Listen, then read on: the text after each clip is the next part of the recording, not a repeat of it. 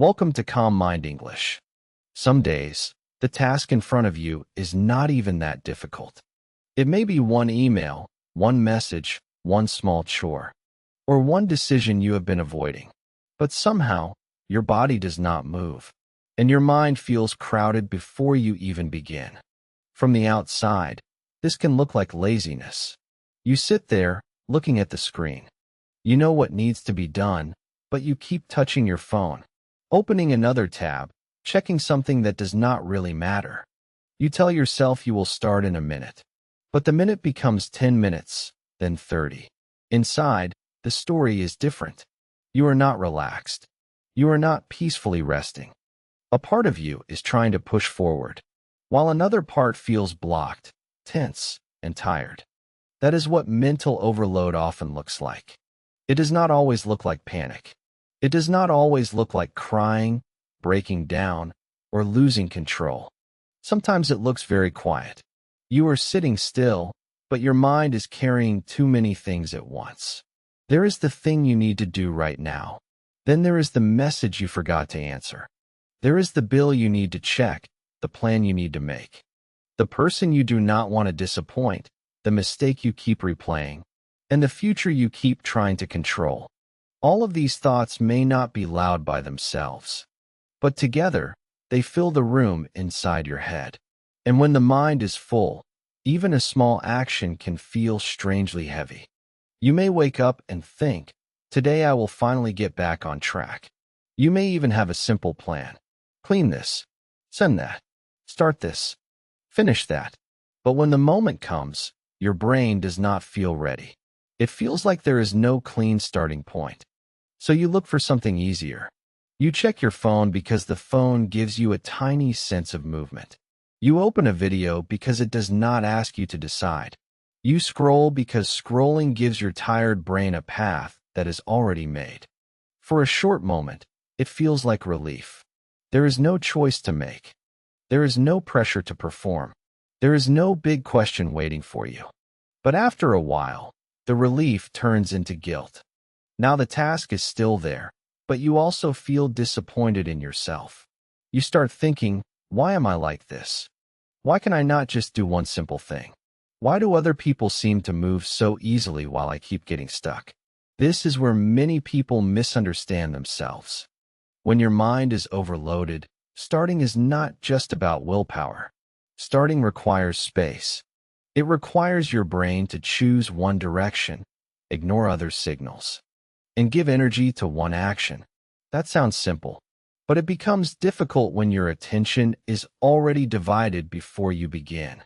Imagine a desk covered with papers, cups, wires, old notes, and unfinished forms. Then someone places one small notebook on top and says, just write one sentence. The sentence is simple, but the desk does not feel simple. There is no clear space for your hand. Your mind can become like that desk. The task may be small, but it lands on top of many other unfinished things. So the problem is not only the task. The problem is the crowded place where the task is landing. This is why you may avoid something even when you care about it. In fact, sometimes you avoid it because you care about it. The more important it feels, the more mental weight it carries. You want to do it well. You do not want to mess it up. You do not want to face the feeling of being behind. So instead of beginning, your mind tries to protect you from the pressure. It gives you delay. It gives you distraction. It gives you a small escape. The problem is, escape does not remove the weight. It only moves it to later. And later, the same task comes back with more emotion attached to it. Now it is not just a task. It is a task plus guilt. A task plus shame. A task plus the memory of all the times you said you would start and did not. This is how overload can slowly turn into self-blame. You begin to call yourself lazy when what you really are is mentally crowded. You begin to call yourself weak when what you really need is a smaller entry point. You begin to think your character is the problem when your system is simply holding too much. There is a quiet difference between being lazy and being overloaded. Laziness feels like not caring. Overload often feels like caring too much about too many things at the same time. Laziness feels light. Overload feels heavy. Laziness has room. Overload feels like every action is standing in a hallway full of boxes. Think about a normal day. You sit down to start something important. Before you touch it, your mind reminds you of 5 other things.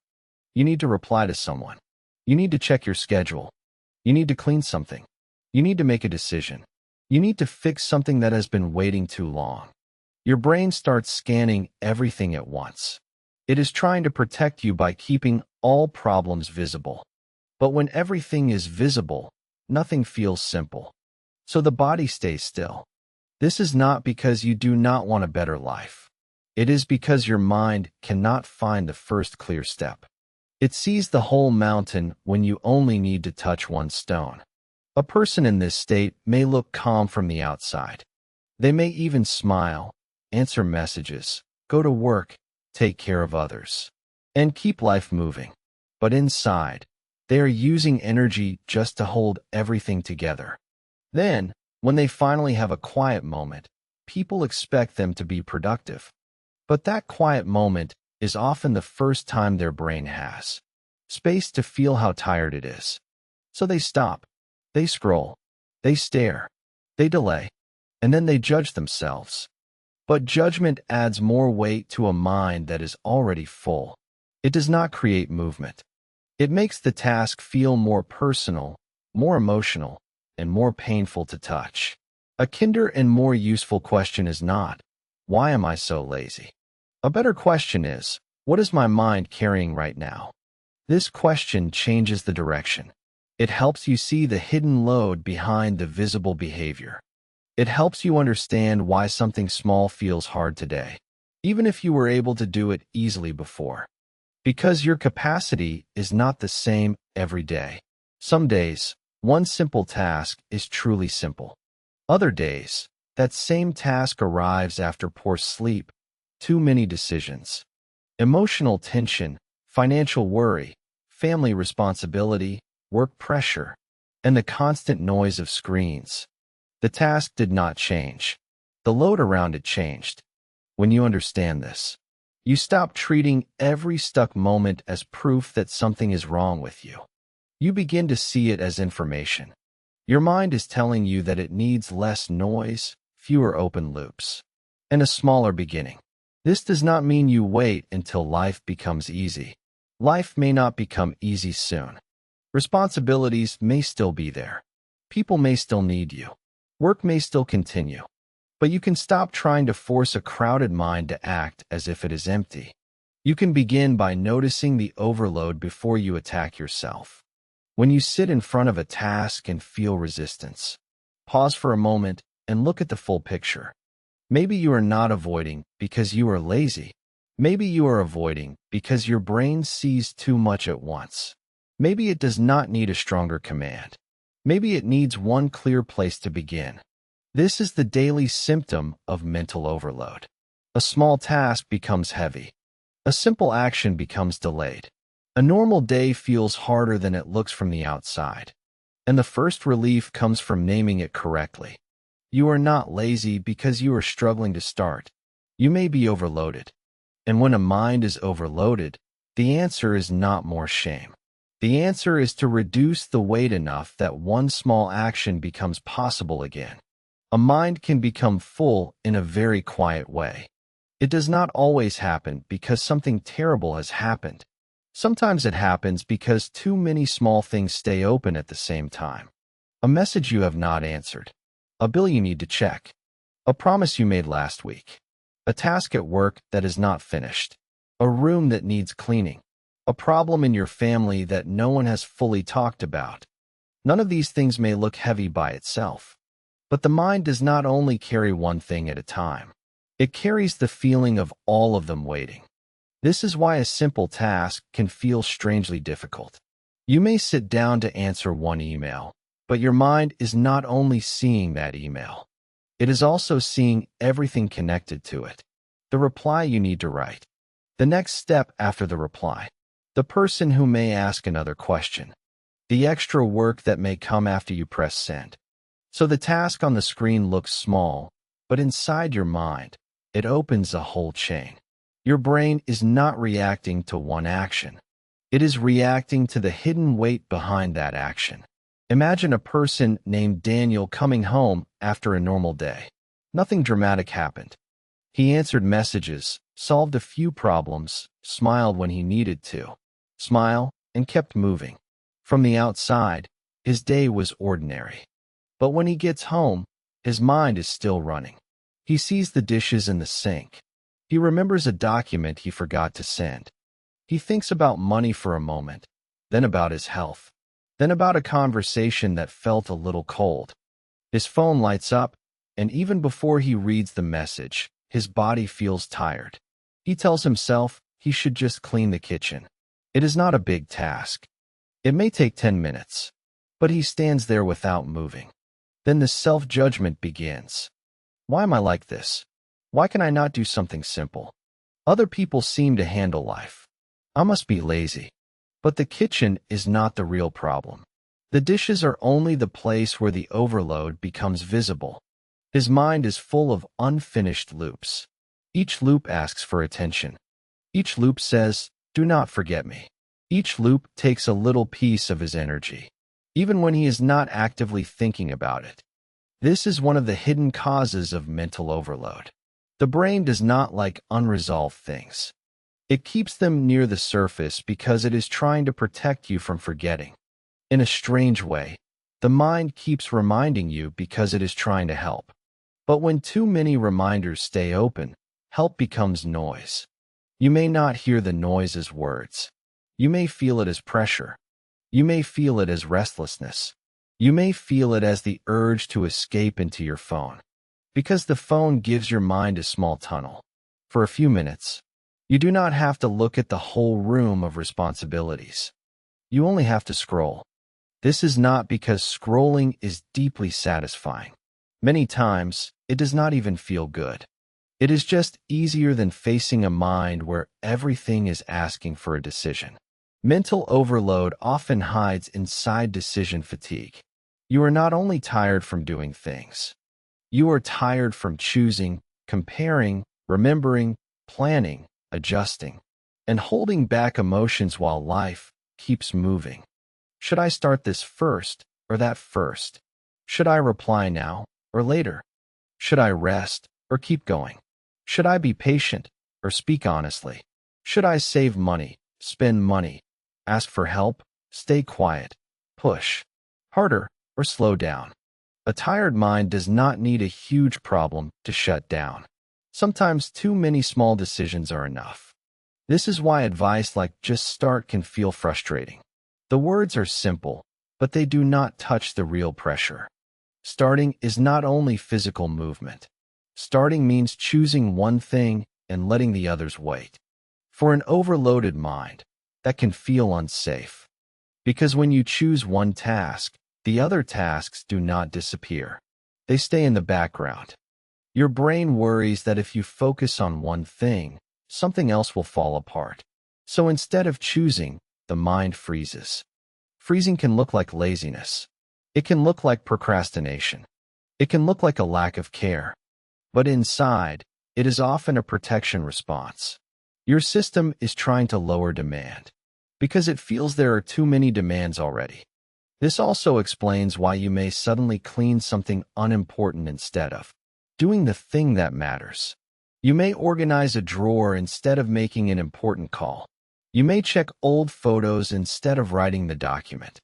You may wash one cup very carefully, while avoiding the message that has been sitting there for 3 days. The mind is not always choosing what is useful. It is choosing what feels safe enough to touch. A small, low-pressure action gives a quick sense of control. The important task, however, may carry emotion. It may carry fear of judgment, fear of failure, fear of more work, or fear of facing the truth. So the mind turns towards something simpler. This is why mental overload is not only about having too much to do. It is also about having too much to feel. A person can carry worry and still look calm. A person can carry disappointment and still answer politely. A person can carry uncertainty and still go to work, take care of family, pay bills, and act normal. But the body keeps a record of that effort.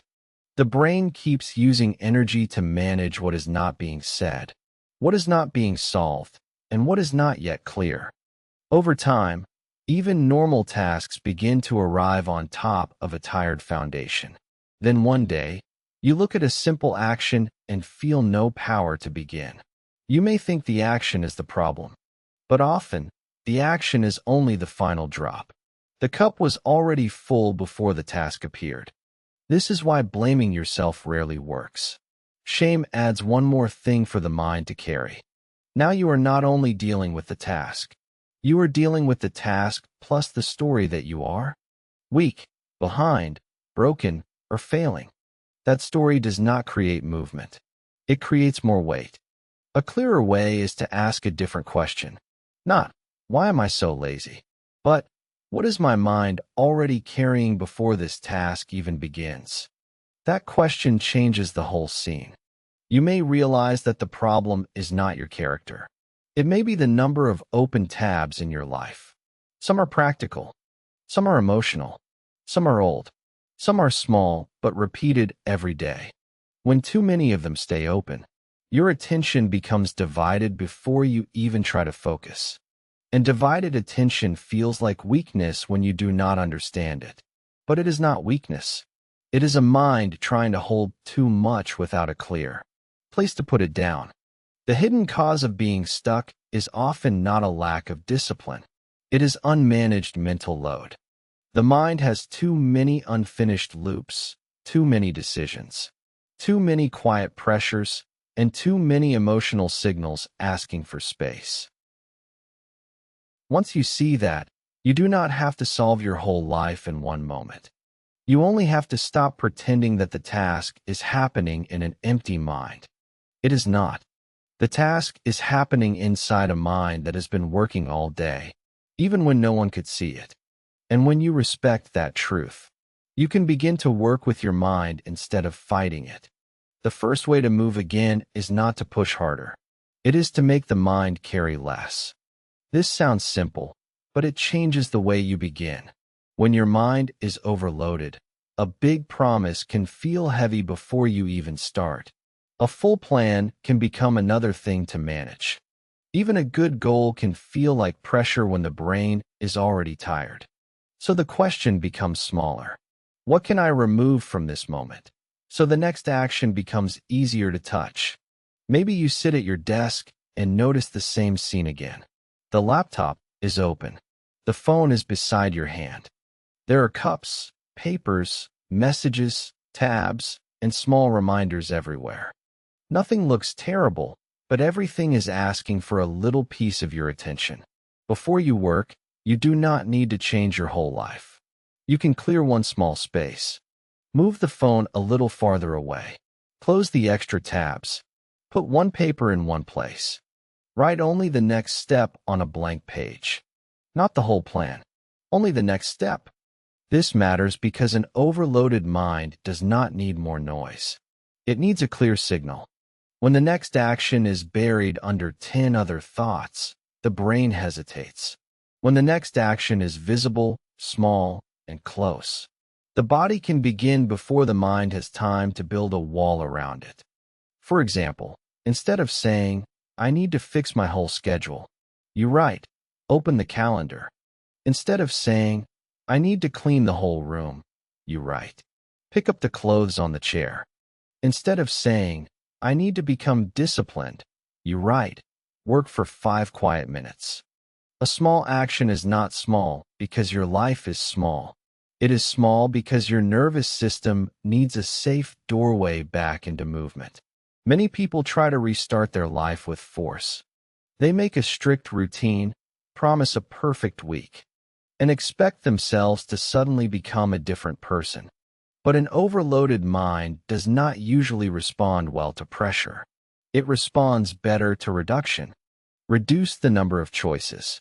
Reduce the size of the first step. Reduce the noise around the task. Reduce the emotional story attached to the moment. You are not trying to prove that you are strong. You are trying to make the next honest action possible. There is a quiet difference between discipline and self-attack. Discipline gives the mind a path. Self-attack gives the mind another burden. When you say harsh things to yourself, the task does not become lighter. It becomes connected to fear, shame, and resistance. A calmer form of discipline sounds more practical. It says, make the surface clear. Put the phone away. Choose one task. Set a small amount of time. Begin badly if needed. Continue gently. This is not dramatic. It is not exciting. But it works because it respects how the brain actually starts. The brain likes clear beginnings. It likes visible cues. It likes actions that feel close enough to complete. When you give it a task that is too large, it may freeze. When you give it a first movement that is simple, it can often follow. Think of a person who has been avoiding one email for days. The email itself may take 3 minutes. But in the mind, it has become connected to guilt, delay, possible judgment, and the feeling of being behind. So the person avoids it again, and the mental weight grows. A better beginning is not, answer the email perfectly. It is, open the email and read it once. Then maybe write the first sentence. Then maybe send a simple reply. Movement returns in pieces. This is important because overloaded people often wait to feel ready. They wait for a clean mood, a clear mind, or a strong wave of motivation. But readiness does not always come first. Sometimes the mind becomes clearer after the first small action, not before it. You do not need to feel powerful to start. You need the start to be small enough that power is not required. That is the quiet reset. When your mind is overloaded, do not ask yourself to carry the whole day at once. Ask yourself to return to one surface, one task, one sentence, one movement. And when you finish that small step, pause for a moment. Let your mind notice that something changed. The task is no longer untouched. The wall is no longer perfectly solid. You have made contact. This is how a stuck day begins to open. Not through a sudden transformation, but through one clear action that tells the brain, we are moving now. Some days, that may be all you can do, and that still matters. A small step done with honesty is better than a perfect plan that stays untouched. Over time, these small resets teach your mind something new. They teach it that action does not have to begin with panic. Work does not have to begin with self-blame. Discipline does not have to feel like punishment. It can feel like clearing a path. A desk with one open notebook. A phone placed across the room. A single sentence written down. A quiet 5 minutes where you stop fighting your whole life. And simply begin the next visible thing. That is enough for this moment.